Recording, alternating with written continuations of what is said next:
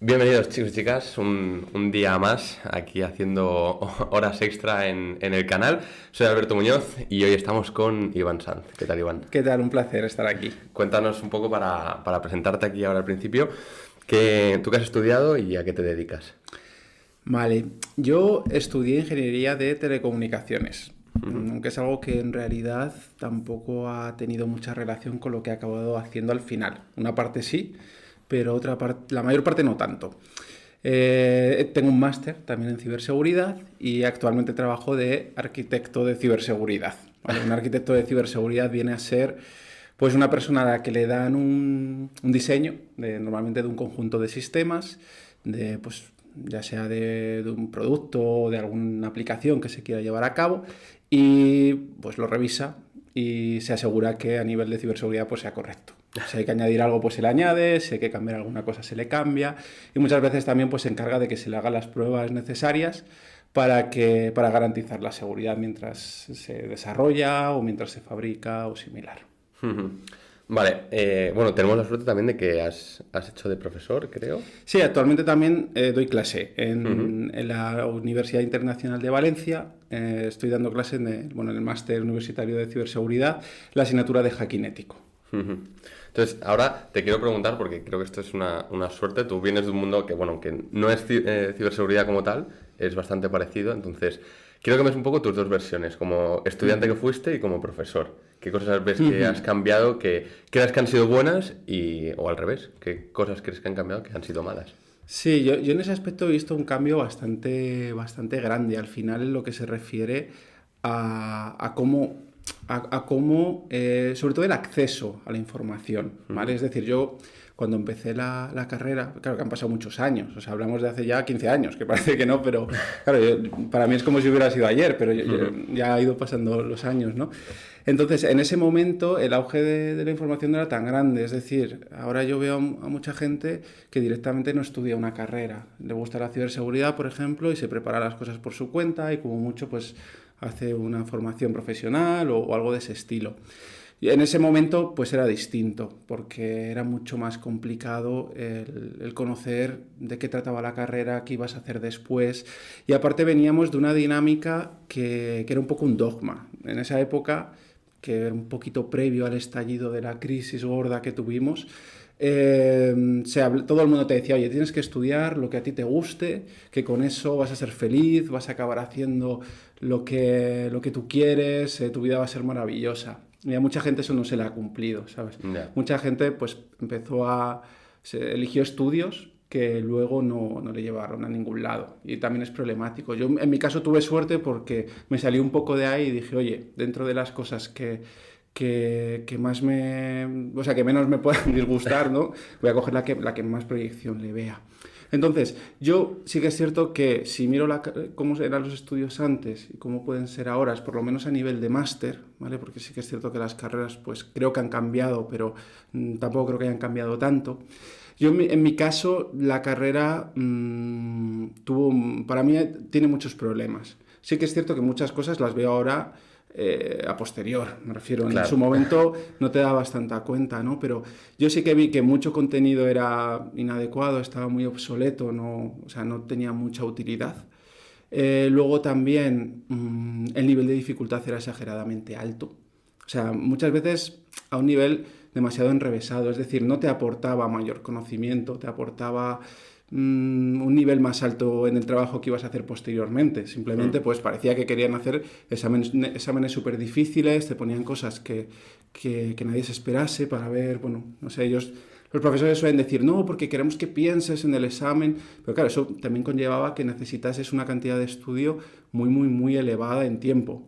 Entonces, al final esto es un coste de oportunidad que yo lo veo muy alto, porque tú podrías haber dedicado ese tiempo, yo qué sé, a aprender mejor idiomas, a formarte en otras cosas. Vale, esto yo lo veo ahora, en su momento pues no te dabas cuenta, pero sí que creo que ese enfoque es bastante problemático. Bueno, yo sí que es verdad que la carrera, no todas mis asignaturas, pero sí que yo sí que he tenido alguna asignatura así que he visto que el profesor me lo estaba queriendo poner difícil. No quería Sí. que aprendiese, sino ponérmelo difícil. Y la gente que aprobaba esa asignatura ya les veías con un respeto, pero porque habían aprobado esa asignatura, no porque supiesen más o porque supiesen menos, ¿no? Ujú. Sí, a ver, piensa además que yo vengo de o sea, yo el plan de estudios que hice era antiguo, era de 5 años y muchas asignaturas venían heredadas de hace pues 30 años atrás. Ya. Dabas muchas cosas tecnologías que ya no existían, que ya no se utilizaban en ningún sitio. Entonces yo todo eso lo digo, joder, la de horas que he metido a estas Ya. cosas, para nada, realmente, porque luego no lo vas a utilizar y al final quizás si te quisieses dedicar a la investigación o no sé, puede que quizás sea más útil, ¿no? Conocer ciertas bases, pero de cara a trabajar yo creo que no aporta tanto. Yo creo que con la actualización de los planes de estudio espero que eso haya mejorado un poquito. Sí que es cierto que a nivel de máster, que es lo que tanto el máster que he hecho yo como en el que doy clase, eso sí ha mejorado. O sea, creo que son contenidos mucho más focalizados al trabajo, a lo que realmente te puede interesar, a lo que quieres desempeñar, ¿vale? Y además que muchas veces pues el profesorado es gente que, pues, que te viene de un ámbito profesional y que te aporta mucho valor en esos estudios. Lo que sí que veo importante a nivel de los másteres es elegirlos en el momento adecuado. Un máster al final te suele proporcionar mucho conocimiento transversal, pero que tampoco es demasiado especializado, o sea, con demasiada profundidad. Está muy bien cuando estás, por ejemplo, en un momento temprano de tu carrera profesional y te permite, pues, dentro de ese campo, abarcar todos los ámbitos y tener un mínimo de conocimiento. Hombre, eso es bastante importante. Yo creo que al final, yo que tengo 24 años, he tenido una carrera hace poco, mi grupo de amigos, al final, la gente con la que me rodeo, está un poco en esa situación. Hay mucha gente que me dice, joder, no sé qué hacer, no sé si esperarme un año, esperarme 2 años trabajando, ver qué me gusta y ya poder especializarme a lo mejor sobre algún tema, o directamente hay muchos que terminan la universidad y dicen, me voy a hacer un máster. ¿Tú eso lo ves bien? El terminar y decir, ala, me meto aquí. Si tienes muy claro que te quieres dedicar en ese sector, por ejemplo, en la ciberseguridad, tú dices, oye, yo me quiero dedicar a la ciberseguridad sí o sí. Es una opción interesante, te va a dar un conocimiento muy transversal, muy amplio de todas las cosas que se hacen y eso te va a aportar mucho valor, aunque luego tú digas, no, me quiero especializar en hacer, yo qué sé, análisis de malware, pues te puedes especializar en eso, pero todo el conocimiento transversal que te va a dar yo creo que aporta mucho, pues entiendes cómo funciona la ciberseguridad en una empresa, entiendes pues qué tipos de actividades se hacen, todo eso, eso para mí es muy útil. ¿Vale? Aunque no quita que si tienes súper claro que solo te quieres hacer algo muy, muy, muy específico, también puedes hacerlo. También puedes directamente pues, hacer únicamente ese campo. Pero yo creo que los profesionales que tienen pues, un concepto más amplio, un conocimiento más amplio, aportan más valor al final, ¿vale? Porque todo está interconectado luego en una empresa. Luego tú a lo mejor trabajas pues eso, analizando malware, pero tienes un cliente que te pide cosas, que tiene unos problemas que derivan de otras áreas y conocer cómo se interconectan todos los procesos te ayuda mucho, ¿sabes? También para entender de dónde vienen las cosas. Vale, ahora vamos a pasar un poco más específico a lo que puesto de trabajo actual, que bueno, por motivos de confidencialidad va a haber ciertos temas que a lo mejor me cortes o directamente que ni te pregunte, ¿vale? Entonces, eres arquitecto de ciberseguridad de... Aviones militares, es decir... Tratamos temas sí. un poquito más... Yo actualmente trabajo en Airbus y trabajo en el departamento de Product Security, es decir, es un departamento que se encarga de garantizar la seguridad del producto que realiza, que al final pues son aviones, puede ser un Eurofighter, una 400M, o sea, diferentes aviones que produce. Y el objetivo es ese, ¿no? Garantizar que sean seguros desde el inicio, desde su concepción, desde que se empiezan a diseñar, hasta el final de su ciclo de vida. Es decir, toda la parte de desarrollo, la fase de fabricación, la entrega al cliente final, pues al ejército que toque, y también el mantenimiento, que también pues es importante, ¿no? O sea, porque, sí, servicio también de mantenimiento, no solo de porque producto. al final el avión pues tiene un montón de sistemas por dentro, sistemas electrónicos, lo que se suele conocer como aviónica, que es una concepción entre electrónica y aviones, más o menos. O sea, son los sistemas que lleva dentro. Y todo eso, pues a nivel de seguridad, pues cada vez toma más importancia. Sí, claro. Sí que es cierto que los aviones son sistemas generalmente que hasta hace poco, claro, la mayoría de los aviones actualmente tienen 20 o 30 años, la mayoría, o sea, se empezaron a desarrollar hace mucho tiempo. Entonces muchos son estancos, es decir, no se comunican con otros sistemas, no están en una nube conectados, ¿vale? Entonces, bueno, eso los aísla mucho y es más difícil que puedan sufrir un ataque. Pero bueno, cada vez la interconexión de los sistemas va más y es algo que va a llegar, ¿no? O sea, entonces es súper importante, ¿no? Porque también los aviones al final pues requieren, por ejemplo, cuando cargas un plan de vuelo, pues a lo mejor hay alguien que tiene que conectar, pues yo qué sé, por ejemplo, un pendrive, supongamos, ¿vale? Pues tiene que conectar algo para cargar esos datos, pues hay que garantizar que eso no te puedan atacar por ahí, ¿no? Por ejemplo. Entonces, bueno, es bastante interesante, sobre todo porque tocas tecnología muy puntera, tecnología que no se ve fácilmente, ¿no? O sea, que muy pocas empresas hacen. Y a ese nivel pues es bastante divertido. Hombre, yo creo que encima también es algo que, vamos, impone. Sí, en ese aspecto también. Que yo ya te digo, yo cuando vi tu perfil y vi que hacías esto, a mí me impresionó un montón. Dije, pues es algo que nunca había pensado, pero sí que yo tuve un profesor que sí que nos lo dijo. Vosotros estáis haciendo ingeniería informática, daros cuenta que la informática a partir de ahora va a estar en todo. Sí, justamente es eso. Es decir, aquí al final el 50% del coste del avión son los sistemas que lleva.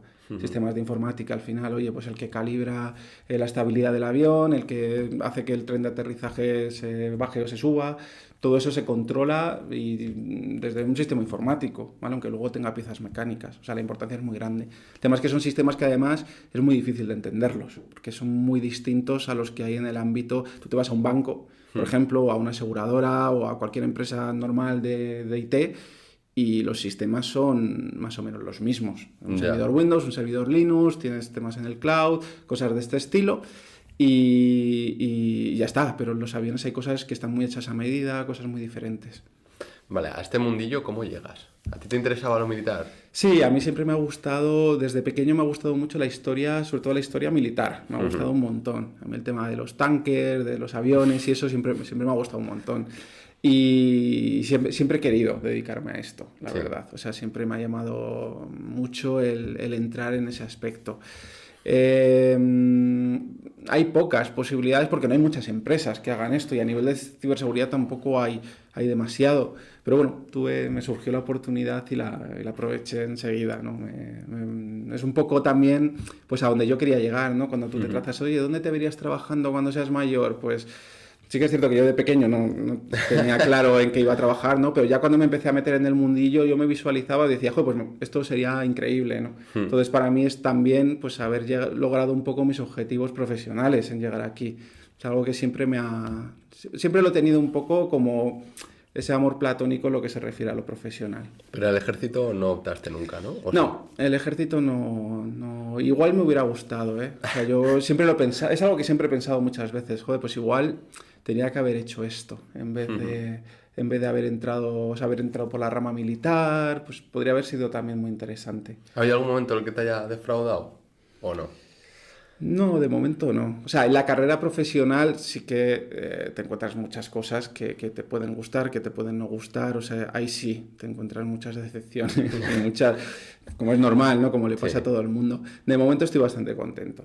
O sea, obviamente no todo es genial, no todo es maravilloso, también tiene sus cosas malas, pero yo creo que compensa mucho.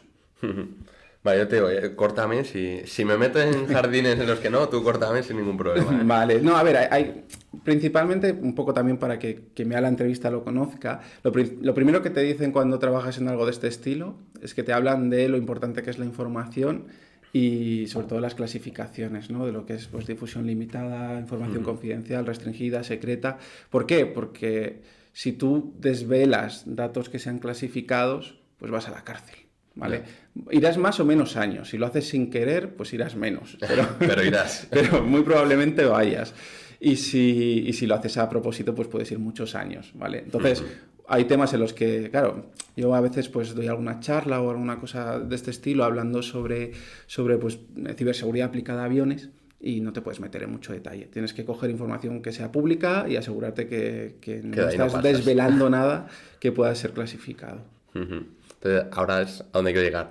¿Cuál ¿Cuál o no?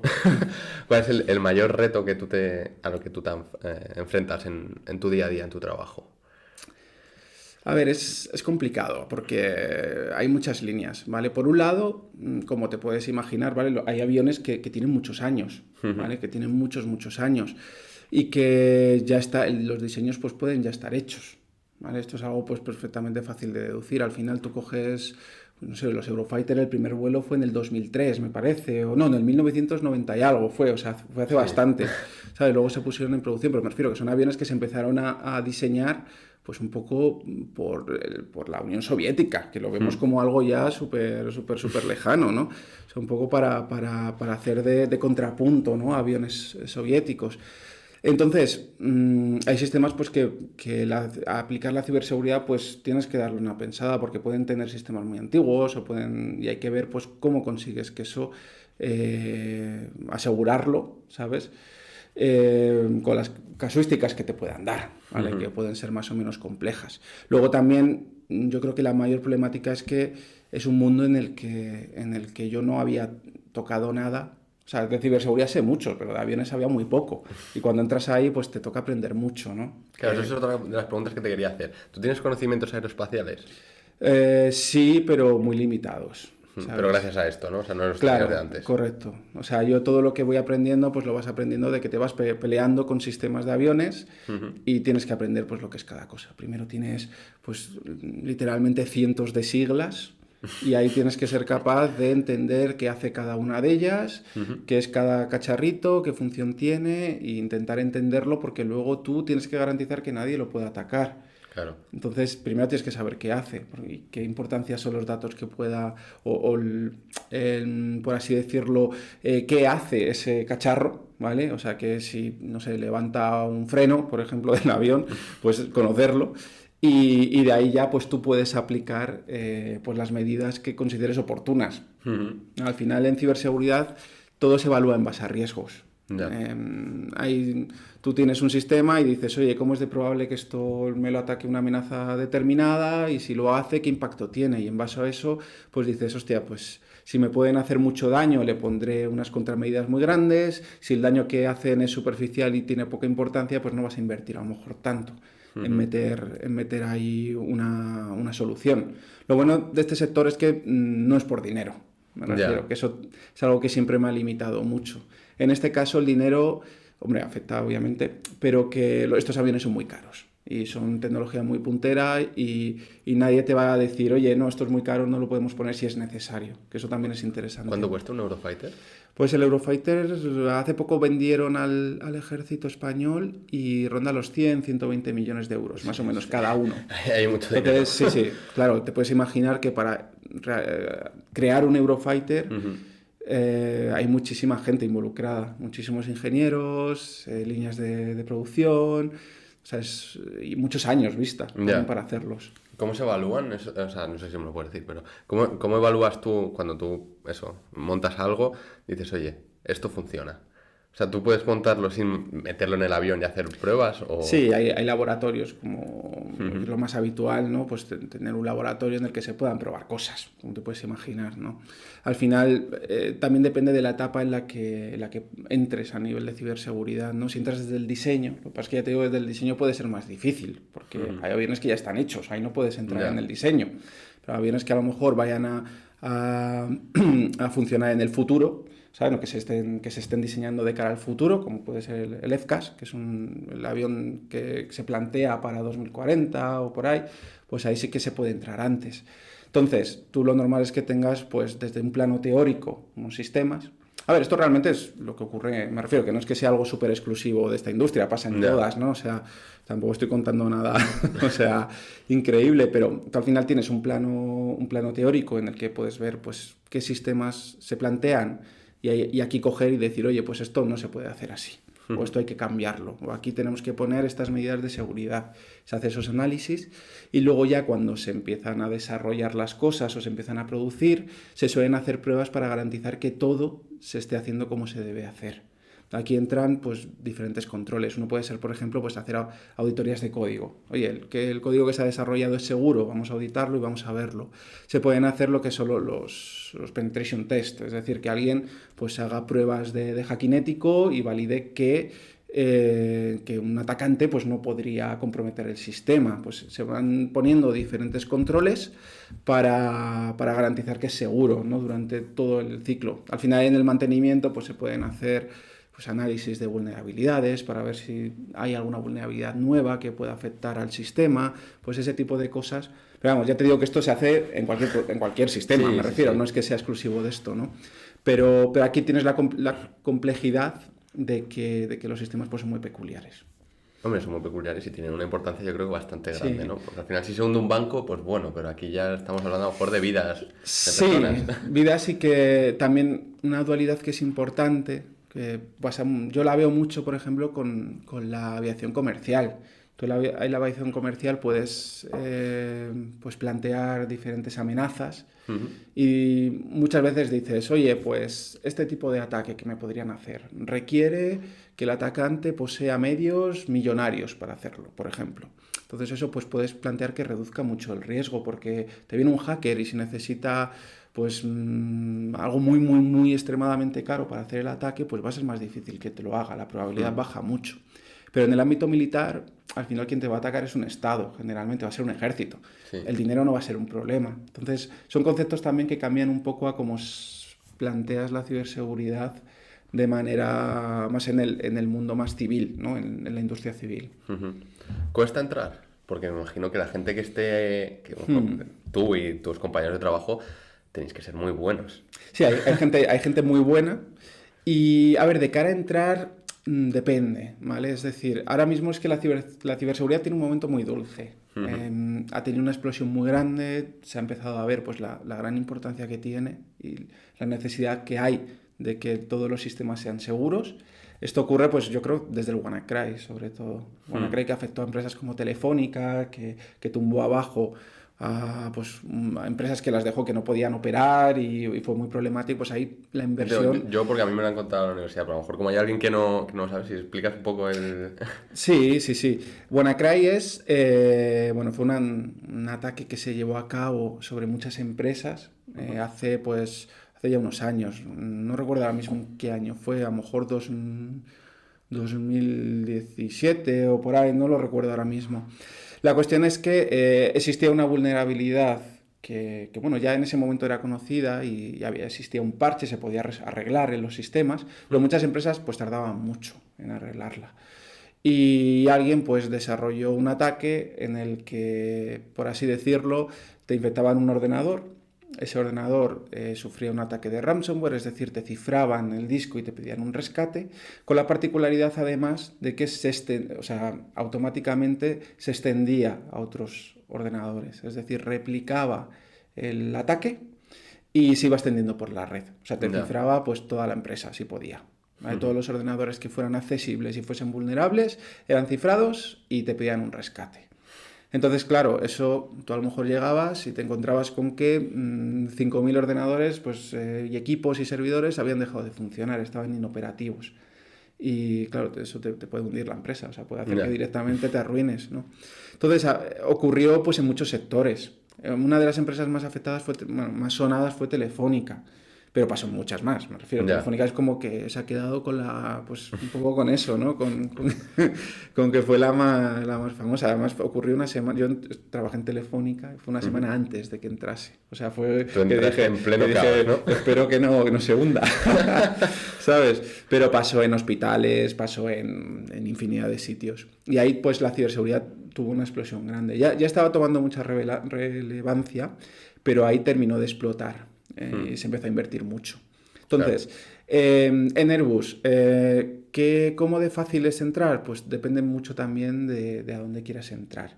En ciberseguridad está creciendo mucho ahora mismo, entonces yo creo que las oportunidades son más grandes. En otras áreas es más complicado, hay mogollón de ingenieros queriendo entrar a hacer cosas, tienen una lista de espera ahí gigante.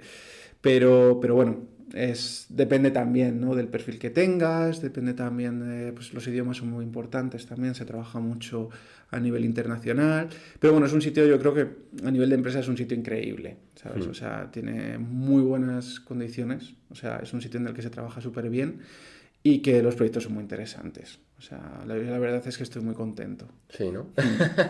¿Y de entrevistas, entrevista práctica como tal o típica entrevista de, bueno, cuéntanos quién eres, qué has hecho y demás? ¿O hay código también de por medio? Sí, a ver, lo normal es que te pongan pues algún caso práctico para que, oye, pues tienes esta situación o este tipo supongamos, del sistema, pues ¿qué harías, no? O sea, ¿qué propondrías para mejorarlo? Pues eso puede ser un ejemplo. Te pueden hacer también preguntas técnicas, todo lo habitual en las entrevistas, vamos. O sea, al final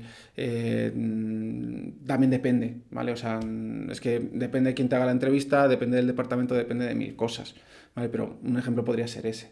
Yo, por ejemplo, he hecho muchas entrevistas en otros trabajos y siempre pues quería validar a nivel técnico pues qué conocimiento tienes. También a nivel de persona, ¿no? O sea, de cómo eres, cómo te expresas, pero sobre todo pues, oye, cuéntame un poco, te voy a ir haciendo preguntas y a ver hasta dónde me puedes responder, a ver cuánto conoces. Entonces, para alguien que quiera, que se esté planteando entrar, no sé si a lo mejor tu mundo es muy específico, pero por lo menos en la ciberseguridad, porque puedes hablar un montón de eso.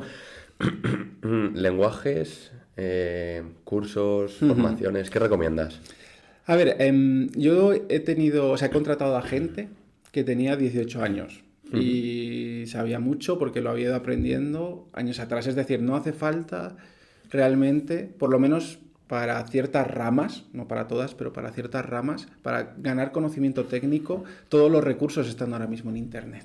O sea, puedes aprender perfectamente por tu cuenta, ¿vale? Sí que es cierto que una carrera o un máster pues te van a aportar muchas cosas, pero realmente lo que es estrictamente el conocimiento lo tienes en Internet, ¿vale? Como digo, la ciberseguridad es muy amplia, ¿vale? Yo he trabajado mucho en lo que es el pentesting, o sea, el hacking ético, por así decirlo, ¿vale? El simular un atacante, intentar romper los sistemas y encontrar vulnerabilidades. En esa rama, por ejemplo, existen un montonazo de recursos en los que se puede aprender. ¿Qué necesitas conocer? Generalmente mucho conocimiento de redes informáticas, de cómo se transmite la información, los protocolos, todo eso es clave. También un mínimo de conocimiento de programación, más orientado a scripting sobre todo, ¿vale?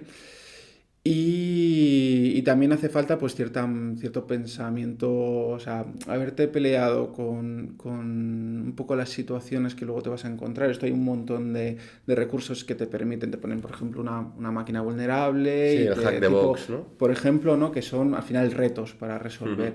Te ayudan también un poco a pensar pues cómo romper las cosas, ¿no? Que al final te tienes que intentar salir de los medios comunes, de los procedimientos habituales y pensar, oye, ¿cómo han podido hacer esto mal?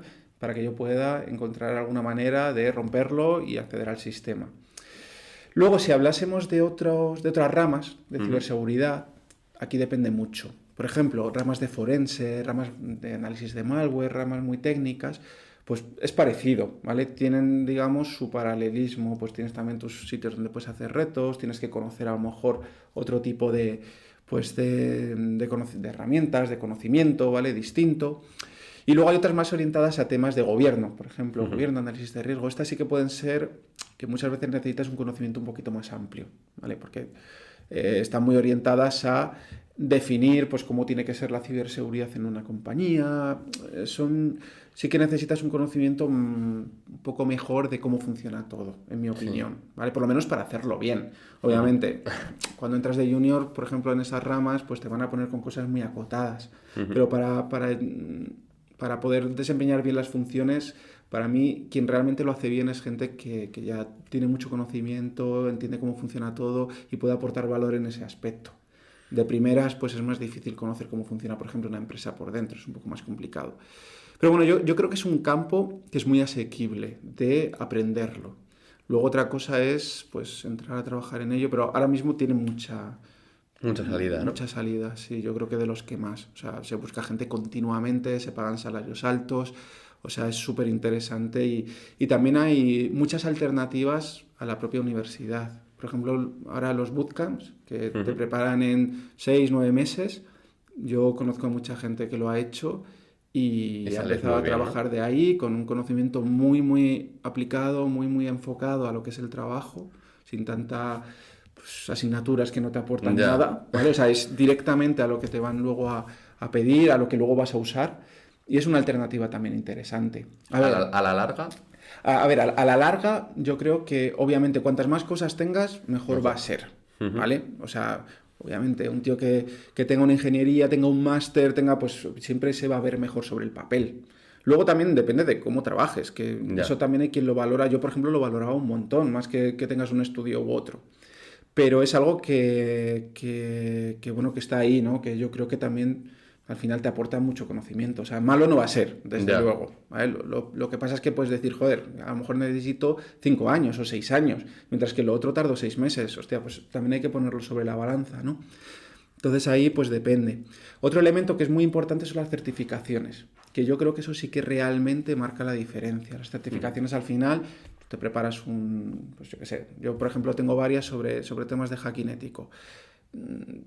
La certificación lo que busca es que tengas ciertos conocimientos de cómo, pues yo qué sé, se hacen ataques sobre sistemas. Sí. Si tú pasas el examen que te ponen, que normalmente es bastante difícil, pues garantizas que tienes unos conocimientos muy aplicados. Eso se valora mucho. La gente normalmente acaba sacándose certificaciones, ¿sabes? Yo, por ejemplo, ya te digo, los chavales estos que contraté que tenían 18 años, la gente que se había sacado certificaciones muy potentes, a lo mejor se las había sacado con 16 años. Entonces, Joder. entonces claro, dices, hostia, es que coges a alguien recién salido de una carrera, pero que no tiene ni idea, Ya. o a este chico que ya se ha peleado con ello, que le encanta, que le apasiona, pues luego depende. También hay empresas que ni se plantean coger a alguien que no tenga una ingeniería, por Ya. ejemplo. Todo eso hay que ponerlo en una balanza y ver cómo quieres plantear tu trayectoria. Lo bueno es que una carrera siempre te la puedes sacar, Sí. ¿vale? Siempre está de tiempo, ¿no? O sea, eso es algo que siempre te puedes hacer.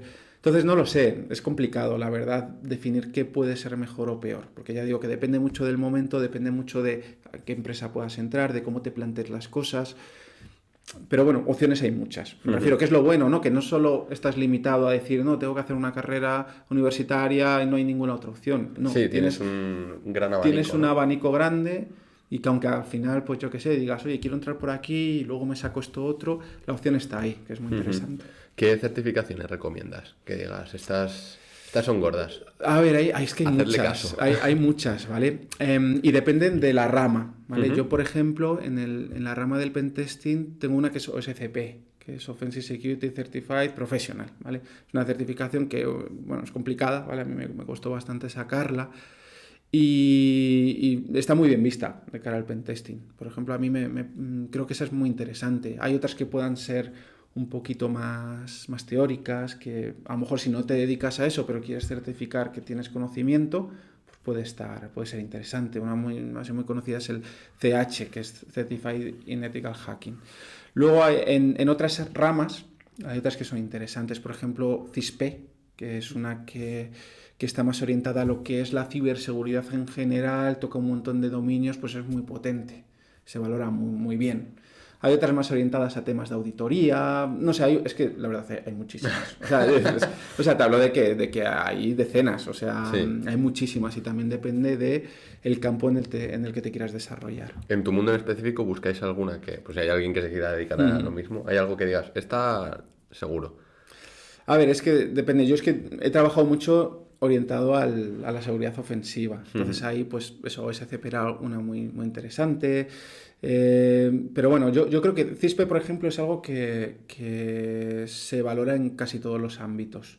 ¿Vale? A menos de que vayas a hacer un trabajo muy técnico, muy particular, Sí. pero en cuanto tengas que hacer algo un poquito más transversal, se valora muy bien. ¿Vale? Yo creo que es ahora mismo la más valorada, ¿sabes? La que más se valora.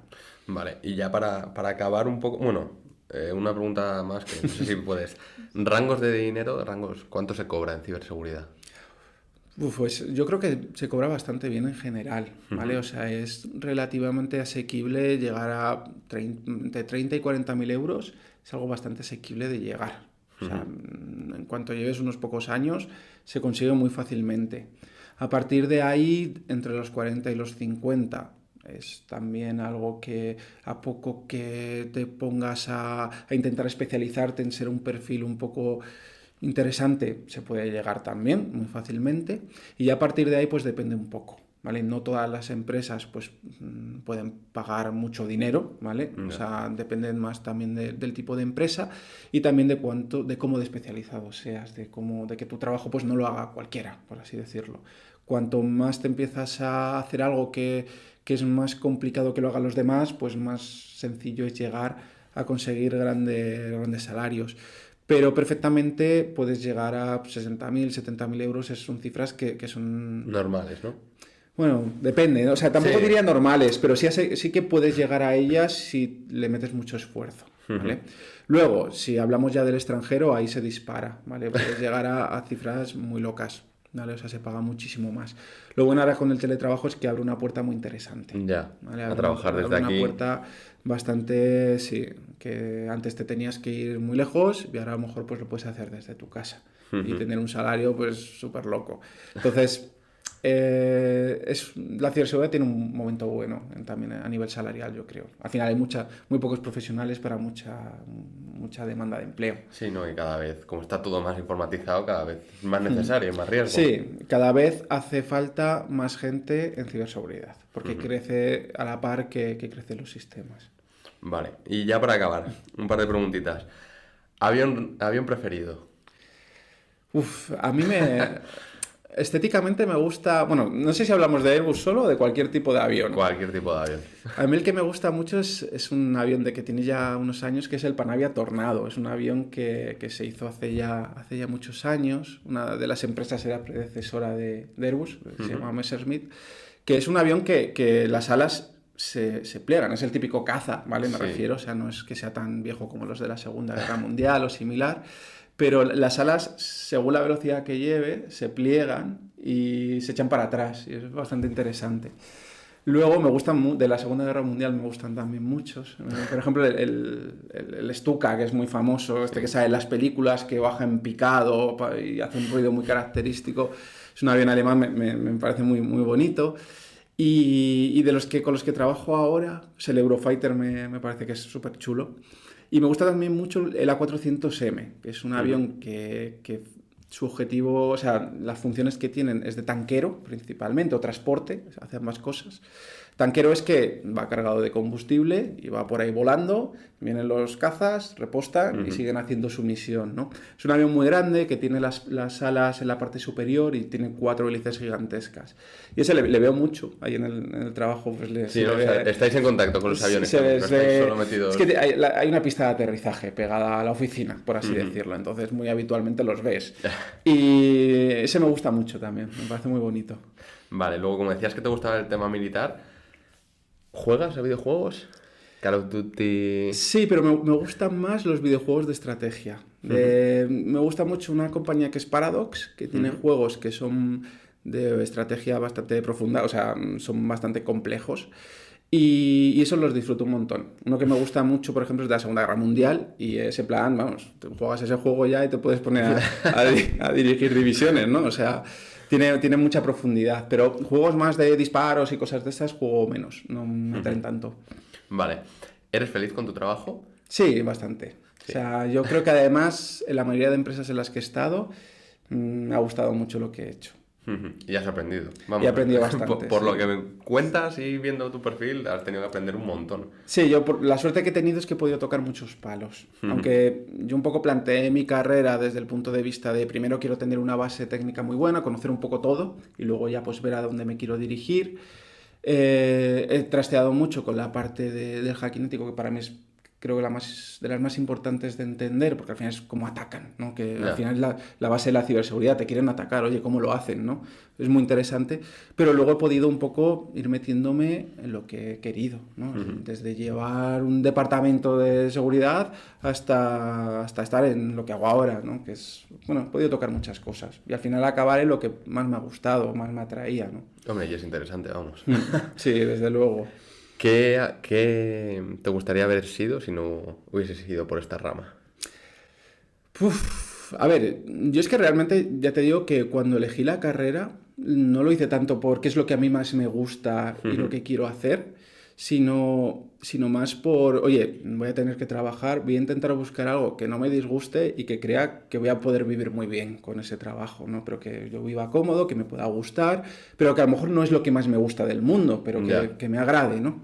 Entonces, a mí me gustaba mucho la historia, por ejemplo, y no me hubiera importado hacer una carrera en historia. También me gusta mucho la economía. Yo estudié economía también, ¿vale? O sea, bueno, no he llegado a hacer la carrera porque he hecho algunas asignaturas que me atraían simplemente, pero es otro campo que me gusta mucho, ¿sabes? No sé si trabajaría de ello, ¿sabes? Me gusta más en el plano más conceptual, en entender las cosas, pero quizá la historia sí que me hubiera gustado, ¿no? El poder estar metido un poco en el meollo, investigar cosas, creo que me hubiera gustado un montón. Pero en su momento lo evalué y no me terminó de convencer. No, a mí eso me parece que ahí hiciste muy bien, de hecho. Es una cosa que mucha gente, lo que hemos hablado al principio, ¿no? Haz lo que te guste, ya, pero luego sí, luego tienes que vivir luego de tienes ello. que comer, ¿sabes? Entonces, sí que es cierto que ahora muchas cosas que me gustan, tengo la posibilidad de poder hacerlas, gracias a que tengo un trabajo que me permite tener tiempo libre, que, pues, bueno, que te permite vivir bien y poder hacer otras cosas que te gustan en tu tiempo libre, simplemente.